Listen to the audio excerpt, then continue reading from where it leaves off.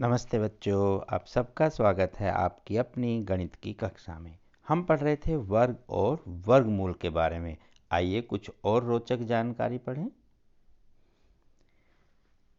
आज एक खेल बन रहा है। पिया और रिया खेल रही हैं अपनी छत पर, रस्सी कूद खेल रही है। आप भी खेलते होंगे ना?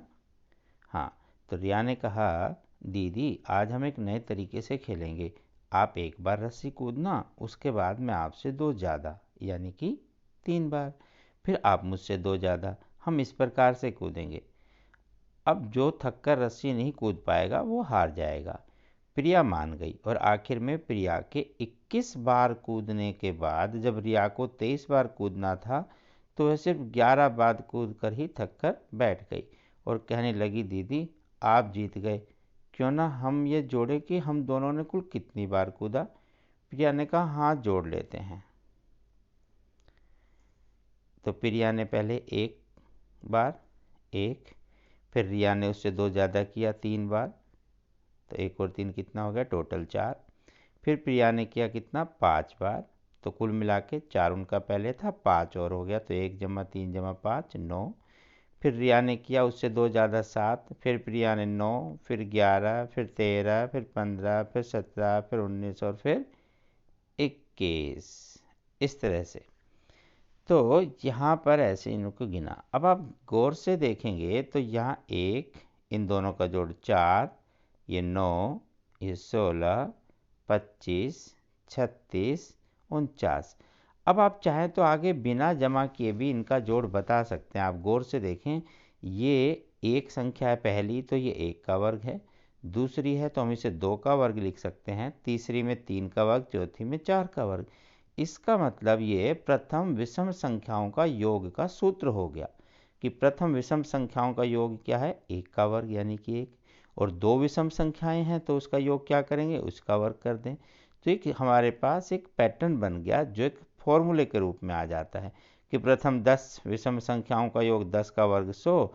और ये यहाँ 11 लिखेंगे, यहाँ गलती से 10 लिख दिया है, आप इसे 11 करेंगे। जो लास्ट में यहाँ लिखा है इसे आप 11 समझें, ये 11 है, कटिंग कर लेंगे। तो 11 विषम संख्याओं का योग हो गया 11 का वर्ग 121। ठीक है, तो ये आप याद रखें, ये पैटर्न बन गया कि हम जब जोड़ते हैं, हमने एक संख्या जोड़ी 1, उसके बाद यहाँ 2 जोड़े तो 4, 3 जोड़ेंगे तो 9, 4 16, 5 25, 6 36। इस तरह से हमने देखा कि ये एक पैटर्न बन गया सुंदर सा, और आप इसे याद रख सकते हैं। इस तरीके से हम किसी भी संख्या का वर्गमूल भी ज्ञात कर सकते हैं। उसने कहा कैसे? देखो, बोलो मुझे 25 का वर्गमूल निकालना है, तो 25 का वर्गमूल 5 है। हम इसे किस तरह से कर सकते हैं? एक और भी तरीका है। 25 में से 1 घटाओ, 24। फिर 24 में से 3 घटाओ, 21। फिर 21 में से 5, विषम संख्या घटानी है, 1 3 5 ऐसे विषम घटाते रहें। 21 में से 5 गए 16, 16 में 7 गए 9, और 9 में से 9 गया 0। तो 0 आने के लिए ऐसा कितनी बार करना पड़ा? 1 2 3 4 5। तो कुल 5 बार ऐसा करने पर 0 आ जाता है। इसका अर्थ हुआ 25 का वर्गमूल 5।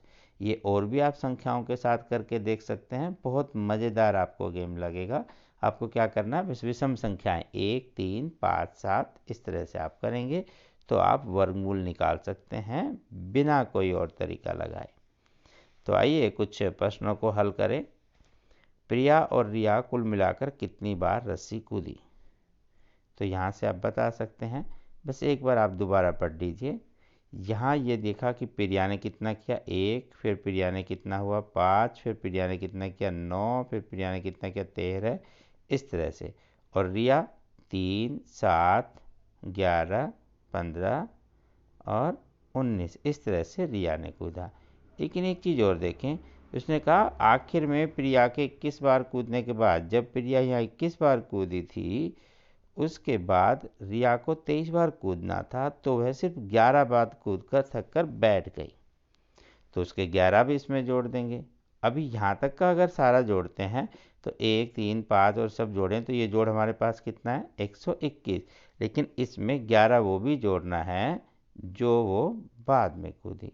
तो हमारे पास क्या आ जाएगा, आइए यहाँ करते हैं। तो 121 था, और इसमें ध्यान रखेंगे 11 आपको और प्लस करना है। इसी तरह से जो प्रिया का था वो कितना हो जाएगा, प्रिया प्रिया देखिए यहाँ था, प्रिया का 1, फिर 5, फिर 9, फिर 13, फिर 17, फिर 21, ये सारा अगर जोड़ते हैं तो ये कितना आ जाता है, ये आता है 66। अब अगर हम सीधा 121 में से 66 घटा दें तो हमें पास दिखाई देगा यहाँ पर कि रिया के कितने हो जाएंगे, 55। अब यहाँ आपको अगर ऐसे देखेंगे तो आपको लगेगा प्रिया जीत गई और रिया हार गई, बिल्कुल आप भी ऐसा कह सकते हैं, ऐसा सभी सोच सकते हैं। लेकिन अभी ध्यान रखें, इसके करने के बाद भी वो 11 बार कूदने के बाद है कि मतलब उसने 11 और कूदा, तो उसके 55 में 11 जोड़ेंगे तो वो भी क्या है, 66, तो टोटल में भी वो 11 आपको प्लस करना है। ये छोटी सी गलती है जो हम कई बार सवालों में कर जाते हैं, तो ध्यान रखेंगे। अभी से जोड़ते हैं, एक बार पूरा कर लें। तो प्रिया नहीं जीतेगी न रिया जीतेगी, दोनों के कितने बराबर बराबर है। और अगले सवाल में आपके पास था कि 128, 289 इनमें से कौन सी पूर्ण वर्ग संख्याएं हैं। तो हमने सीखा था जिसके अंत में 2, 3, 7, 8, 2, 3, 7, 8 ये आता है, वो कभी भी पूर्ण वर्ग संख्या नहीं होगी। तो ये 8 आ गया, ये भी नहीं है, 7 आ गया, ये भी नहीं है, 3 आ गया, ये भी नहीं है, बाकी सब हैं। और इनका वर्गमूल आप निकाल सकते हैं किसी भी तरीके से, या तो आपको याद होंगे आपने किस संख्या का वर्ग करके 289 किया था, नहीं तो आप क्या करेंगे, 1 घटाएं, फिर 3, फिर 5, और ऐसे घटाते जाएं कि जीरो कब आता है। तो 289 का वर्गमूल आएगा 17 और 144 का 12। और अब ये ठीक कर लेते हैं कि इनका उत्तर कितना होना चाहिए था। ये तो उन्होंने बताया कि ये जल्दबाजी में ऐसी गलती आप कर सकते हैं, तो इसका सही उत्तर क्या होगा, पहले का, इसमें और 11 आप प्लस करेंगे। जब आप यहाँ 11 प्लस कर देंगे तो टोटल कितना हो जाएगा, 21, 10, 31 और 1, 32। तो ये आपने किया प्लस, और ये हो गया 132। बस इस तरह से आप ध्यान रखेंगे छोटी छोटी बातों का, जिससे हमारी गलतियां नहीं होगी। और ये 66 है, तो ये भी बाद में जब 11 बार और कूद कर थकी थी, तो इसका मतलब ये भी 66 कर चुकी है। तो इसके भी ऐसे आप लिख देंगे कि इनका भी 66 बार था। तो कौन जीता, कोई भी नहीं जीता, दोनों बराबर रही थी, ना प्रिया जीती और ना रिया, दोनों ने कितना कूदा, समान। तो आप ये ध्यान रखें, यहाँ लिख देंगे दोनों समान कूदी, कोई भी नहीं जीता। ठीक है, बस ये बहुत आसान सी एक्सरसाइज थी, आप इसे करिए। और हाँ, ध्यान रखिए साबुन से हाथ धोना, मास्क का लगाना, अपनी सेहत का ख्याल रखना और पढ़ते जाना। फिर मिलते हैं अगली क्लास में, तब तक नमस्ते।